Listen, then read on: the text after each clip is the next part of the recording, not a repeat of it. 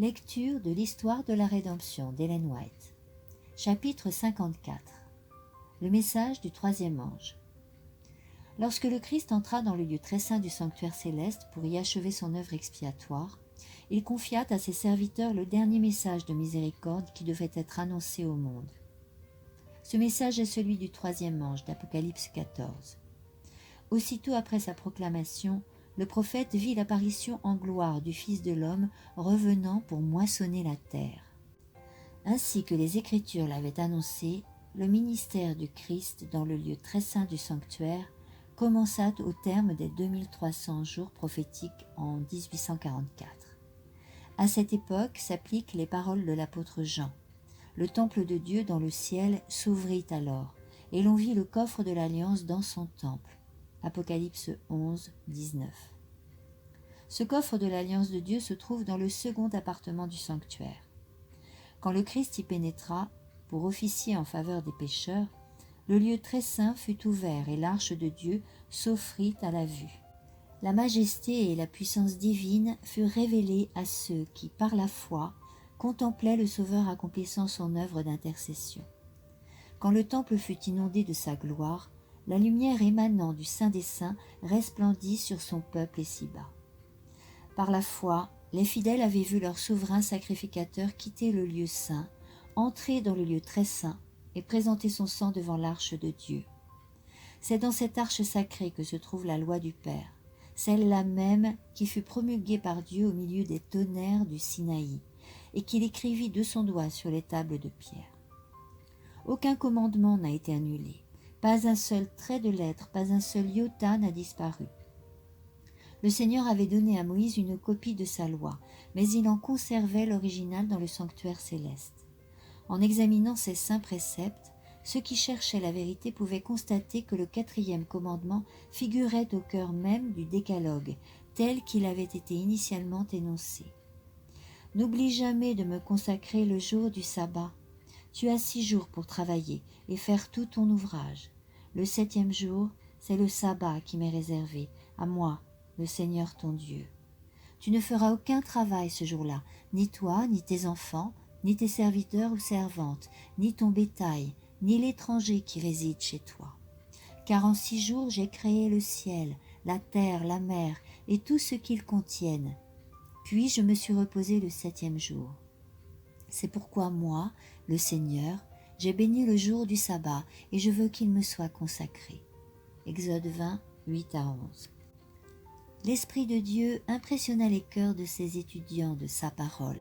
Ils acquirent la conviction qu'ils avaient involontairement transgressé le 4e commandement en négligeant de sanctifier le jour du repos institué par le Créateur. Puis ils examinèrent les raisons pour lesquelles on observait le premier jour de la semaine au lieu de celui que Dieu avait mis à part, et ils ne trouvèrent dans la Bible aucun texte indiquant que le 4e commandement aurait été aboli ou que le sabbat aurait été changé. La bénédiction attachée dès les origines au 7e jour n'avait jamais été annulée. Ils avaient en toute bonne foi cherché à connaître et à faire la volonté de Dieu, et quand ils se rendirent compte qu'ils étaient des transgresseurs de sa loi, leurs cœurs furent remplis de tristesse. Et sans plus attendre, ils manifestèrent leur fidélité envers Dieu en observant son saint sabbat. Les efforts déployés pour les en dissuader ne manquèrent pas. Cependant, tout le monde pouvait comprendre que si le sanctuaire terrestre était une image ou un modèle du sanctuaire céleste, la loi déposée dans l'arche sur la terre était la reproduction exacte de celle qui se trouvait dans l'arche céleste, et qu'en conséquence, l'acceptation de la vérité concernant le sanctuaire céleste impliquait la reconnaissance de l'autorité de la loi divine et l'impératif du sabbat prescrit dans le 4e commandement. Ceux qui acceptèrent la lumière concernant la médiation du Christ et la perpétuité de la loi de Dieu découvrirent que ces vérités étaient mises en relief dans le 3e message. En effet, l'ange déclare « C'est ici la persévérance des saints, qui gardent les commandements de Dieu et qui ont la foi de Jésus. » Apocalypse 14, 12. Cette déclaration est précédée par un avertissement d'une redoutable gravité. Celui qui adore la bête et son image, et en reçoit la marque sur le front ou sur la main, boira lui-même le vin de Dieu, le vin de sa fureur, qu'il a versé pur dans la coupe de sa colère. Apocalypse 14, 9, 10.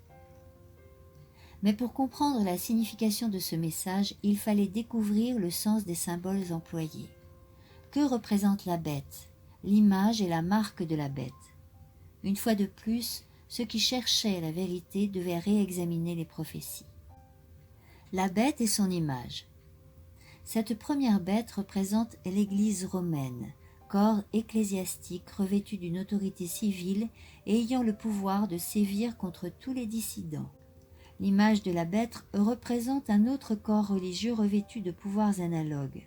La mise sur pied de cette image est l'œuvre de la bête qui naît d'une manière pacifique et tranquille, symbole frappant des États-Unis d'Amérique et qui est également un reflet de la papauté. Quand les églises des États-Unis, ayant conclu un accord sur les points qu'elles partagent en commun, influenceront l'État pour imposer leurs décrets et pour soutenir leurs institutions, l'Amérique protestante aura formé une image à la hiérarchie romaine. Alors la véritable Église sera persécutée, comme l'a été autrefois le peuple de Dieu. La bête, dont les cornes sont semblables à celles d'un agneau, obligeait tous les hommes, petits et grands, riches et pauvres, esclaves et libres, à recevoir une marque sur la main droite et sur le front. Personne ne pouvait acheter ou vendre s'il n'avait pas cette marque, c'est-à-dire le nom de la bête ou le chiffre qui correspond à ce nom. Apocalypse 13, 16, 17. C'est à propos de cette marque que le troisième ange lance un avertissement. Il s'agit de la marque de la première bête, autrement dit, celle de la papauté.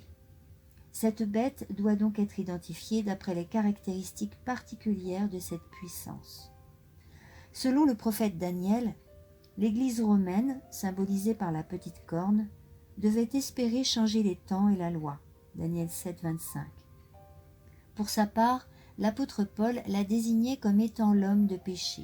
2 Thessaloniciens 2, 3 à 4, qui devait s'élever au-dessus de Dieu.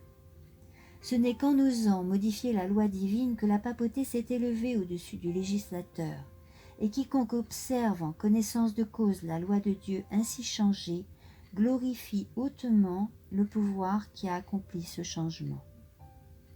Le quatrième commandement que Rome s'est efforcé d'écarter est le seul précepte du décalogue qui présente Dieu comme le créateur des cieux et de la terre, et qui distingue ainsi le vrai Dieu de tous les faux dieux. Le sabbat fut institué pour commémorer l'œuvre de la création, afin de diriger l'esprit des hommes vers le Dieu vivant et vrai. Dans les Écritures, son pouvoir créateur est mentionné comme une preuve que le Dieu d'Israël est supérieur aux divinités païennes. Si les humains avaient toujours observé le sabbat, leurs pensées et leurs affections auraient été fixées sur le Créateur, qui aurait été l'objet de leur respect et de leur adoration. Il n'y aurait jamais eu ni idolâtre, ni athée, ni infidèle. Cette institution qui désigne Dieu comme le Créateur est un signe de son autorité légitime sur les êtres qu'il a faits. Le changement du sabbat est le signe ou la marque de l'autorité de l'Église romaine. Ceux qui, tout en connaissant les termes du quatrième commandement, choisissent d'observer le faux sabbat au lieu du vrai, rendent hommage par là même au seul pouvoir qui a effectué ce changement. Un message solennel. Le message du troisième ange contient le plus terrible avertissement jamais adressé à des mortels. La faute dont il est question doit être d'une exceptionnelle gravité puisqu'elle est passible de la colère de Dieu non tempérée de miséricorde. Aussi les humains ne doivent-ils pas être laissés dans l'ignorance sur ce sujet important.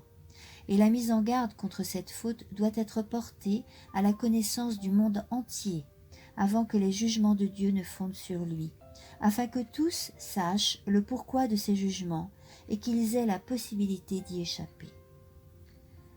Lors de ce grand conflit, deux catégories de personnes bien distinctes apparaîtront en contraste l'une avec l'autre.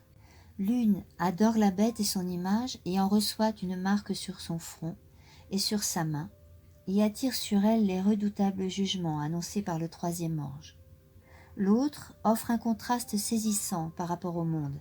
Il garde les commandements de Dieu et la foi de Jésus. Apocalypse 14, 9-12. Telles furent les vérités importantes qui furent révélées à ceux qui acceptèrent le message du troisième ange. En se remémorant l'expérience qu'ils avaient vécue depuis la première proclamation du retour de Christ jusqu'à ce que passe le moment tant attendu de 1844, ils se rendirent compte que leur déception avait été expliquée et que l'espérance et la joie animaient de nouveau leur cœur.